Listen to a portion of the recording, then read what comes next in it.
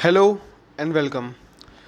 जैसा कि आप जानते हो, मिशन 100 चल रहा है हमारा, जहाँ पर हम यूपी पीसीएस का प्रीलिम्स के लिए जितना भी सिलेबस है उसको 100 डेज़ में कवर करेंगे, जो कि सितंबर के एंड तक कवर हो जाना चाहिए मोस्ट प्रोबेबली।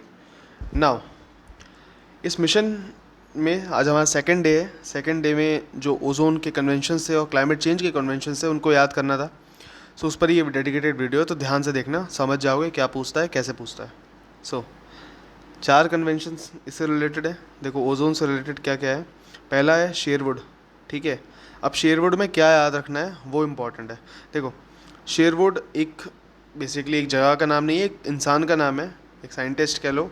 उन्होंने ओजोन होल के बारे में 1974 में पहली बार पता लगा। तो 1974 में हमें सबसे पहले कब पता लगा कि ओजोन होल भी कोई चीज़ हो रही है, वो है शेरवुड में, शेरवुड के द्वारा। देन 1985 वेना कन्वेंशन के द्वारा हमें पता लगा कि 1974 के बाद सीधे 1985 में वियना कन्वेंशन हुआ, जहाँ पर कोई भी लीगली बाइंडिंग टारगेट्स नहीं थे। मतलब अगर आपने टारगेट्स अचीव नहीं करे तो उसके खिलाफ आपके ऊपर कोई भी एक्शन नहीं लिया जा सकता, ठीक है। क्योंकि कोई भी लीगली बाइंड टारगेट्स नहीं थे, इसकी वजह से मॉन्ट्रियल प्रोटोकॉल आया, और जो प्रोटोकॉल होता है वो लीगली बाइंडिंग होता है, याद रखना। इसलिए 1988 टू 1989 जो था वो मॉन्ट्रियल प्रोटोकॉल का समय है, जहाँ पर लीगली बाइंडिंग टारगेट्स हमें दिए गए थे, जहाँ जिस पर एम था क्लोरोफ्लोरोकार्बन्स एंड हाइड्रोक्लोरोफ्लोरोकार्बन्स को रिमूव करना। जिस किसी को भी ऐसे शॉर्ट फॉर्म्स में याद रखने में दिक्कत हो तो वो इसे लिख ले। CFC का मतलब है क्लोरोफ्लोरोकार्बन्स एंड HCFC का मतलब है हाइड्रोक्लोरोफ्लोरोकार्बन्स। ये फुल फॉर्म जो है वो कभी कभी पूछ भी लेता है UPPCS में। मॉन्ट्रियल प्रोटोकॉल के बाद अमेंड हो गया था हमारा किगाली। जो मॉन्ट्रियल प्रोटोकॉल था उसको बाद में अमेंड कर दिया 2019 में। उसका जो नाम था वो है Kigali amendment. Kigali is a place basically in Rwanda, ठीक है। रवांडा की कैपिटल है, ठीक है, अफ्रीका में। किगाली एग्रीमेंट हुआ था वहाँ, इसे किगाली अमेंडमेंट भी कहते हैं। इसमें जो इंपॉर्टेंट पॉइंट्स थे वो ये थे, it was a legally binding agreement, okay. Now क्योंकि प्रोटोकॉल में कोई भी पेनल्टी आप पे लगती नहीं है, इसके बाद किगाली में एक पेनल्टी का प्रावधान भी जोड़ा गया, जिसके तहत किगाली में अमेंडमेंट जो हुआ, अगर आपने ओजोन से रिलेटेड कोई भी अपने टारगेट्स कंप्लीट नहीं करे तो आप पे एक पेनल्टी भी लगेगी एज अ नेशन। उसके अलावा हाइड्रोफ्लोरोकार्बन्स पर भी रिमूव करने का एक प्रावधान जोड़ा गया था। इसके अलावा we have the target for greenhouse gas and climate change conventions क्या क्या हैं। तो यहाँ पर देखो कुछ बॉडीज़ हैं जिनसे मिलके कुछ अलग बॉडीज़ बनी है, तो वो हमें ध्यान से देखना है। जैसे कि इंटरनेशनल लेबर ऑर्गेनाइजेशन है, मैंने ब्रैकेट में लेबर लिख दिया हिंट के लिए, तो ध्यान रखना। 1919 में ये बॉडी बनती है, इसका हेडक्वार्टर कहाँ है, Geneva Switzerland. 1945 food agriculture organisation, Rome Italy में। 1948 world health organisation, health keyword लिख दिया, जिनेवा स्विट्ज़रलैंड अगेन। याद रखना है, इसके जो ईयर्स हैं वो याद रखने हैं आपको, प्लस इसके जो हेडक्वार्टर्स हैं वो भी याद रखते हैं कि दोनों पूछता ही पूछता है। ये तीनों का, इन तीनों ने मिलाकर 1972 में क्या बनाया, स्टॉकहोम कॉन्फ्रेंस ऑर्गेनाइज करवाई। एंड उसी स्टॉकहोम कॉन्फ्रेंस का एक नतीजा था कि 1972 में United Nation environment programme start हुआ, ठीक है। इसका हेडक्वार्टर कहाँ है, नैरोबी केन्या में। कब हुआ, 1972 में स्टार्ट हुआ। 1972 में यूनाइटेड नेशन एनवायरनमेंट प्रोग्राम हुआ। फिर एक ही इससे पहले एक ऑर्गेनाइजेशन थी, वर्ल्ड मेट्रोलॉजिकल ऑर्गेनाइजेशन, 1950 में बनी थी, ओके। उसका हेडक्वार्टर्स जेनेवा में था, ओके। वर्ल्ड मेट्रोलॉजिकल ऑर्गेनाइजेशन और यूनाइटेड नेशन एनवायरनमेंट प्रोग्राम, इन दोनों ने मिलकर 1988 में IPCC, ठीक है, international panel for climate change की स्थापना करी, जिसका हेडक्वार्टर वापस कहाँ है, जेनेवा में, ठीक है। यही IPCC जो होती है, इसी की एक रिपोर्ट थी, फर्स्ट रिपोर्ट, जिसको हम अर्थ समिट भी कहते हैं। उसका दूसरा नाम जो है वो है रियो समिट, ये United nation conference of environment and development, ठीक है। इस रिपोर्ट में कुछ दो डॉक्यूमेंट्स थे, दो टाइप के डॉक्यूमेंट्स थे। पहला डॉक्यूमेंट वो थे जो लीगली बाइंडिंग थे, ठीक है। दूसरा डॉक्यूमेंट जो थे जो नॉन लीगली बाइंडिंग थे। लीगली बाइंडिंग डॉक्यूमेंट्स जो थे उसमें एक CBD आता है, कन्वेंशन ऑन बायोडाइवर्सिटी। दूसरा आता है United nation funds for climate change, climate से रिलेटेड। तीसरा आता है डेजर्टिफिकेशन से रिलेटेड यूनाइटेड नेशन की एक बॉडी। ये 3 बॉडी हैं, याद रखना। और नॉन लीगली बाइंडिंग में जो थे एजेंडा 21 और सस्टेनेबल डेवलपमेंट गोल्स, ओके। यही सस्टेनेबल डेवलपमेंट गोल्स बाद में जाके लीगली बाइंडिंग में जाता है, कब? 2015 में। ओके, सो अर्थ समिट के बाद यानी 1994 में UNFCCC का गठन हुआ, ओके, क्लाइमेट चेंज से रिलेटेड। और कहाँ पर इसका हेडक्वार्टर है? बॉन, जर्मनी में। नाउ जो एक बात इंपॉर्टेंट है वो याद रखने वाली, वो ये है, UNFCCC आप 1994 जब याद रखोगे, इसी के अगले साल से हर साल तक एक कॉन्फ्रेंस का आयोजन होना स्टार्ट हुआ, एज आ कन्वेंशन कह लो, ऐसा कुछ भी कह लो।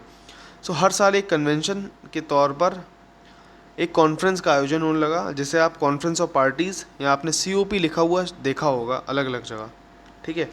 जहाँ पर 1994 के बाद पहली कॉन्फ्रेंस जो बैठती है वो 1995 में बर्लिन में बैठती है, हेडक्वार्टर बर्लिन कह सकते हो।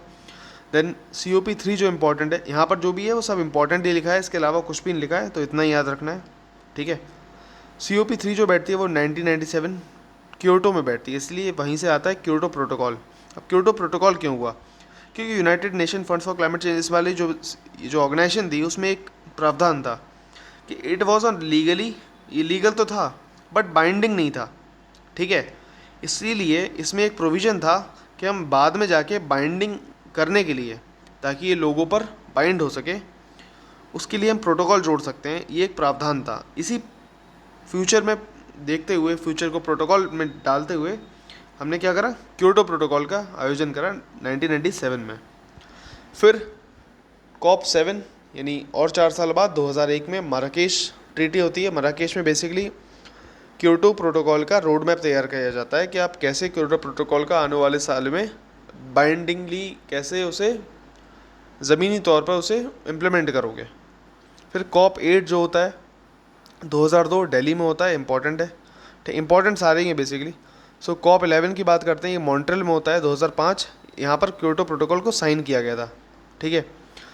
COP13 कह सकते हो, COP13 2007 बाली में होता है। नाउ एक बात ध्यान रखना, जब क्योटो प्रोटोकॉल साइन हो चुका है, ठीक है, तो यहीं से एक टर्म स्टार्ट होगा CMP, इसे कहते हैं कॉन्फ्रेंस ऑफ पार्टीज़, ठीक है। ये जो था COP वो कॉन्फ्रेंस ऑफ पार्टीज़ था, ठीक है। ये एक अलग टर्म स्टार्ट होगा CMP, या फिर जैसे मेंबर ऑफ पार्टीज़ कह सकते हो, MOP और CMP, ये दो चीज़ें होती हैं ना, ये जो दो हैं, ये दोनों एक ही नाम है, CMP या MOP जैसे भी कह लो, और ये दोनों स्टार्ट होती हैं क्योटो से। सो 2005 वाला ये जो था, ये CMP1 था हमारा। 2006 वाला जो होगा वो CMP2 होगा, और 2007 में जो हुआ बाली में वो CMP3 बन गया, या फिर CMP कह लो, यहाँ MOP3 बन गया, ठीक है। तो COP13 और CMP3। सो COP माइनस CMP, इन दोनों में क्या 10 का डिफरेंस है, याद रखना। अगर ये 13 है, ये 10, तो ये 3 होगा, ठीक है। इसका ऐसे याद रख लो, ठीक है। सेकंड जो चीज़ है वो इम्पोर्टेंट क्या है, बाली से ही बाली एक्शन प्लान आया था। कोई पूछे बाली एक्शन प्लान कब आया था क्लाइमेट चेंज से रिलेटेड? तो 2007। बाली एक्शन प्लान किससे रिलेटेड है? ओजोन से रिलेटेड? ना। पॉल्यूटेंट से रिलेटेड? ना। क्लाइमेट चेंज से रिलेटेड? यस। सो याद रखना, ऐसे क्वेश्चंस बनते हैं।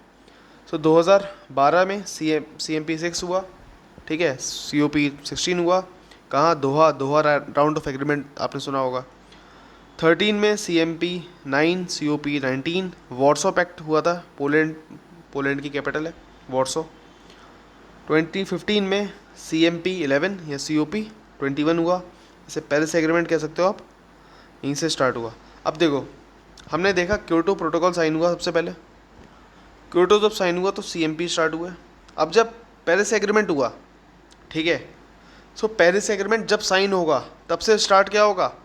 CMA स्टार्ट होगा। सो 2016 में मराकेश ट्रीटी हुई थी, मराकेश के अंदर वापस से देखो, ये जो मराकेश देखो COP7, मराकेश में क्या हुआ, ये रहा मराकेश, ओके, ये रहा मराकेश, ठीक है। सो मराकेश में क्या हुआ? रोड मैप स्टार्ट हुआ क्योटो का, वापस से हम उसमें गए मराकेश में, जहाँ पर पेरिस एग्रीमेंट का रोड मैप बनाया गया और पेरिस एग्रीमेंट को साइन किया गया। जब साइन कर दिया तो उसे CMA कर दिया। ऐसे ही CMA2 जब हुआ वो बॉन में हुआ, ठीक है, बॉन यानी जर्मनी। वहीं से उसे उसका जो इम्पोर्टेंट जो आउटकम निकल के आया वो है तलानुआ डायलॉग। 2021 COP 26, CMP 16 और CMA 3 कह सकते हो। सो इसे ग्लासगो, सो ग्लासगो समिट आपने सुना होगा, लेटेस्ट हुए थे भी। वहीं पर नेट ज़ीरो का टारगेट दिया गया था और PM मोदी जी ने पंचमित्र जो टारगेट्स दिए थे वो थे। अभी जो लेटेस्ट हाल ही में हुआ था 2023 में, वो COP 28 हुआ था, CMP 18 हुआ था और CMA 5 हुआ था। कहाँ पर? दुबई में। सो COP जो अब आप देखोगे, अगर वेन डायग्राम से समझाऊँ तो अगर COP सबसे पहले आया तो CMP और CMA अलग अलग चीज़ें हैं। अब वो कैसी हैं वो समझते हैं। सो COP जो है वो UNFCCC ऑर्गेनाइजेशन है, ठीक है। उसी के साथ एक सुप्रीम डिसीजन मेकिंग बॉडी है, ठीक है। सो COP जो हुआ वो UNFCCC से स्टार्ट हुआ, CMP या MOP जो स्टार्ट हुआ वो क्योटो प्रोटोकॉल से स्टार्ट हुआ और CMA जो स्टार्ट हुआ वो पेरिस से स्टार्ट हुआ। इसी में एक और बात, जो आपका COP माइनस CMA है उसमें डिफरेंस कितना है। सो आप उसमें डिफरेंस जो पाओगे वो आप पाओगे एटलीस्ट, क्योंकि देखो जब हम CMA 1 की बात कर रहे हैं तो आपको 21 का डिफरेंस दिखेगा, जब हम CMA 2 की बात कर रहे हैं तो आपको वापस 21 का डिफरेंस दिखेगा, ठीक है, 23 - 2। बट बाद में जाके बिकॉज ऑफ कोविड और बहुत सारी गतिविधियों की वजह से ये मीटिंग आयोजन सही से नहीं हो पाया, खासकर कोविड की वजह से। इसीलिए ये जो डिफरेंस था बाद में जाके अभी 23 का होने लगा। सो अगर लेटेस्ट पूछता है, ठीक है, =23 कब? 2021 के बाद, ठीक है। और COP माइनस CMA =21 2020 से पहले। ओके, सो आई होप आपको ये समझ में आ गया होगा। बाकी जो भी टारगेट्स थे वो आपको एज आ PDF या इमेजेस के फॉर्म में जैसा मैंने बताया था वो सब आपको मिल जाएंगे ऑलरेडी, ठीक है। एंड उनको कैसे इम्प्लीमेंट करना है, कैसे अच्छे से अप्रोच करना है, वो सब आपको मिल जाएगा वाया ऑडियो रिकॉर्डिंग, ठीक है। अगर आप नए हो और मेंटरशिप प्रोग्राम को ज्वाइन करना चाहते हो तो नीचे के टेलीग्राम लिंक पे ज्वाइन कर सकते हो। ओके, थैंक यू, जय हिंद।